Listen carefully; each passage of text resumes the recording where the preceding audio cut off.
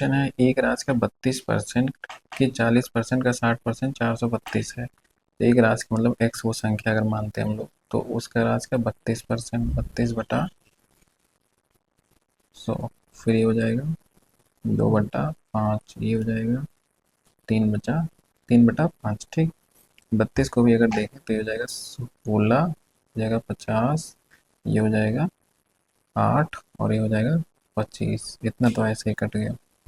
ठीक है, is equal to क्या है, 432। ठीक है, अब ये जो दो आ रहा है यहाँ पे, 8 से काटेंगे तो आ 8 से, हाँ 8 से कट जा रहा है। 8 पंचे होता है 40 और 3 इधर है, 8 चौके 32, ये आ गया 54। ठीक, अब 54 को क्या करेंगे, अब 54 है, 54 3 से कटेगा, हाँ 18 × 54, ये आ गया 18। फिर ये 9 जो है ये भी कट जाएगा, इससे आ जाएगा 9। ठीक, 9 कट गया। अब बचा क्या, नीचे इधर बचा x is equal to 9 into 25 into 25। ठीक है, 9 इंटू 25 इंटू ये 5 बचा, ये 5 बचा, ये 25 बचा और ये इससे 9 से गुणा हो जाएगा और इधर क्या बचा, सिर्फ x, बाकी ये सारे कट गए। ठीक है, तो x बराबर क्या आ जाएगा ऐसे, x बराबर मल्टीप्लाई करेंगे तो 25 का होता है 625। ठीक, और 625 को अगर 9 बार हम लोग करेंगे तो इससे 625 है। ठीक, 625 को 9 बार करना है तो सीधे 10 बार कर देते हैं, ये 1200 हो गए, इसमें से 625 घटा देते हैं, उसका आंसर आ जाएगा। 10 में से 5 गया 5, 4 2, इधर गया 6, इधर गया 5। ठीक, 56 25 जो है वो ऑप्शन हो जाएगा, 56 25 सी ऑप्शन सही है। ठीक, ऐसे हो जाए ये क्वेश्चन सॉल्व हो जाएगा। नेक्स्ट क्वेश्चन है, ये सब क्वेश्चन बहुत जल्दी सॉल्व हो जाएंगे, लिखने में बताने में थोड़ा टाइम लगता है, लेकिन ये सॉल्व हो जाता है जल्दी। ठीक है, फिर नेक्स्ट क्वेश्चन हम लोग का क्या है कि 75 सेंटीमीटर जो है वो 3 मीटर का कितना परसेंट है। तो पहले हम जानते हैं 1 मीटर में कितना परसेंट होता है, 1 मीटर में कितने centimetre, 1 metre is equal to होता है, 1 मीटर इज इक्वल टू कितना होता है, 100 सेंटीमीटर। ठीक है, 100 सेंटीमीटर होता है, तो 3 मीटर में कितना हो जाएगा, 300 सेंटीमीटर। और 300 सेंटीमीटर का कितना कितना परसेंट है, 75/300 इंटू 100। ठीक है, इसको ऐसे कट कर देंगे 3 से 25 बार। ठीक, इसके साथ ही हो गया 25%, 25%। ठीक है, ये 25 वाला ऑप्शन सही है। फिर नेक्स्ट क्वेश्चन पे आते हैं, किसी संख्या के 66.67 का 60% का 80% का 25% इतना है। ठीक है, तो संख्या का 40% क्या होगा। ठीक, इसमें संख्या नहीं पूछा, इसमें संख्या का 40% पूछा है। ठीक, सबसे बड़ी बात क्या है कि किसी संख्या का मतलब पहले संख्या ही पूछा है, पहले संख्या का है, तो संख्या माने वो संख्या क्या है, माना वह संख्या है, वह संख्या x है। ठीक, अब x का इतना परसेंट, तो x इंटू 66.67 को क्या लिखा जाता है, 2/3, अगर इस फ्रैक्शन फॉर्म में चेंज करेंगे। ठीक, फिर आएगा 60 को बोलते हैं 3/5। ठीक, 80 को बोलते हैं 4/5। ठीक है, 4/5 में लिखा है। और फिर आता है का 25%, फिर है 25, 1/4। ठीक है, 25% किसके बराबर है, 46/17 के। ठीक है, तो इसमें फटाफट ऐसे ही क्रॉस मल्टीप्लाई करके कट करते हैं, ये 4 से तो सीधा 4 ये कट गया। ठीक, इस 3 से सीधा 3 ये कट गया। ठीक है, और कुछ कट रहा है, नहीं तो अभी तो नहीं कट रहा है। ठीक, तो ये क्या हो जाएगा, यहाँ बचा x 2 और 1, मतलब 2 बचा, 2x, 2x is equal to क्या हो जाएगा, ये नीचे बचा 5, ये बचा 5, ये दोनों हो जाएगा मल्टीप्लाई, तो ये हो जाएगा 4617 इंटू ये 5 दोनों मल्टीप्लाई कर लेंगे तो आ जाएगा 25। ठीक, अब ये आ गया 2x का, तो x की वैल्यू क्या आ जाएगी, x की वैल्यू आ जाएगी, ये आ जाएगी 4617 इंटू 25/2।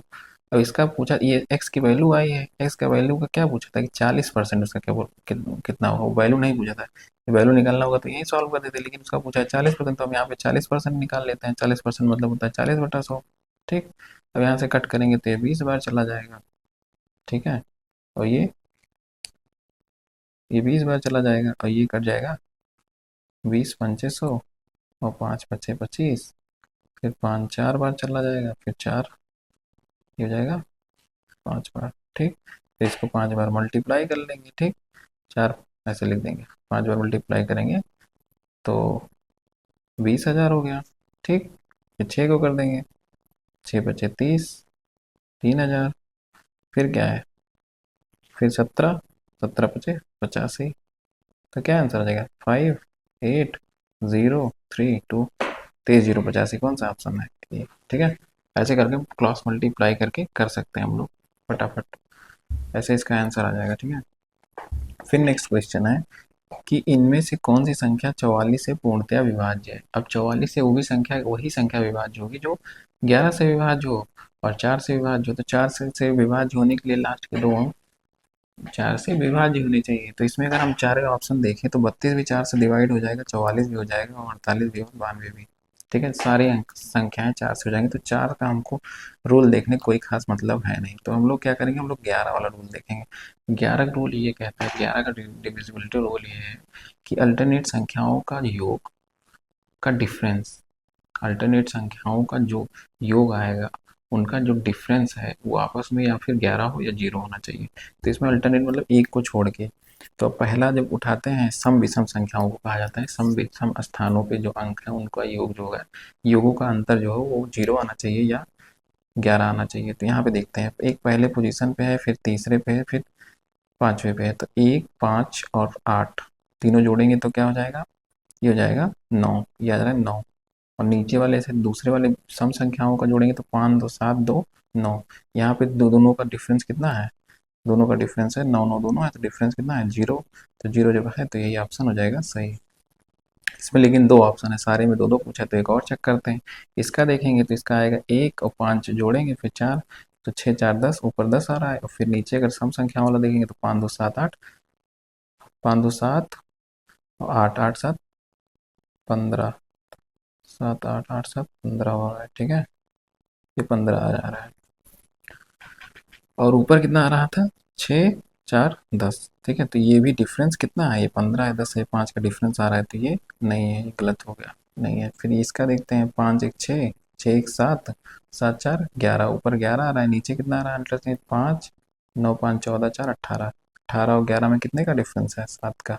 तो ये भी गलत हो गया। इसको देखते हैं, 5 1 और 6 7 हो गया, 7 और 9 9 7 16 हो गया। नीचे देखते हैं, 5 9 4 9 9 5 14 और 2 16, 16 ये डिफरेंस कितना है 0 का, तो ये भी सही हो गया। तो डिफरेंस क्या होना चाहिए 11 में, या तो डिफरेंस 0 होना चाहिए योग का, या होना चाहिए 11। ठीक है, तो यहाँ पे दोनों का डिफरेंस जो है 0 है, इसका और इसका। तो ए और सी कौन सा ऑप्शन है, ए और सी, सी ऑप्शन जो है ए और सी सही है। ए और डी बी ऑप्शन, ओ सॉरी, ए और डी जो है ये दोनों ऑप्शन सही है। फिर नेक्स्ट क्वेश्चन है, 95 किलोमीटर की गति से चलने वाली एक ट्रेन 18 सेकंड में एक खंभे को पार करती है, तो ट्रेन की लंबाई याद कीजिए। अब देखिए इसमें डिस्टेंस क्या है, खंभे को नेग्लेक्ट माना जाता है, उसकी कुछ चौड़ाई नहीं मानी जाती। तो यहाँ पे ट्रेन की लंबाई जो है वो डिस्टेंस मानी जाएगी। तो डिस्टेंस क्या है इसका, डिस्टेंस पूछा है, distance equal to speed equal to क्या होता है, फार्मूला अगर हम देखेंगे तो स्पीड इक्वल टू क्या होता है, स्पीड इक्वल टू होता है डी अपान टी, डिस्टेंस अपान टाइम। और डिस्टेंस क्या है, इसमें पूछा क्या है, लंबाई पूछा है, डिस्टेंस पता नहीं है। तो डिस्टेंस इज इक्वल टू क्या हो जाएगा, स्पीड इंटू टाइम। स्पीड कितना है 95 है, ठीक 95। टाइम कितना है, सेकंड में दिया, टाइम सेकंड में दिया है। तो 95 को अगर सेकंड में बदलना होगा तो हम लोग क्या करेंगे, 5/18 से कर देंगे मल्टीप्लाई और इंटू, ये कितना आ जाएगा 18। ठीक है, 18 सेकंड में देखना है। ये मल्टीप्लाई हम लोग सिर्फ इसलिए किए ताकि इसको भी सेकंड मीटर पर सेकंड में चेंज कर ले जाए। और ये 18 है, 80 और ये स्पीड है। ठीक है, इसको मल्टीप्लाई हम लोग ये 5/18 इसलिए किए हैं ताकि ये मीटर पर सेकंड में आ जाएगा। ये 18 से 18 कट गया और इसको 5 बार करेंगे तो आ जाएगा 475।